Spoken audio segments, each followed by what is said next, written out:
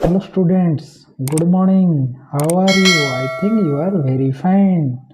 Today we learn about Standard 1 GK 12 lesson birds.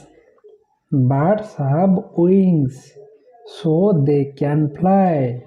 They have strong beaks but no teeth. They lay eggs. They build nests to live in. The pictures of birds and their names are given below. Sparrow, and its spelling is Sparrow. Sparrow. Pigeon, Pigeon. Pigeon. Crow, Crow. Parrot, Parrot. Parrot. Cock, Cock. Kite, Kite. Cuckoo, Cuckoo. Cuckoo.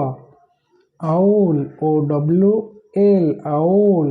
Crane, Crane. Duck, Duck. Swan, Swan. Eagle, Eagle. Peacock, Peacock. Students, then exercise question number. Answer the following questions in one word. Which bird has a red beak? Parrot. Red beak. Parrot. 2 number. Which bird is kept as a pet in a cage? Parrot. Which bird sings sweetly in spring? Cuckoo.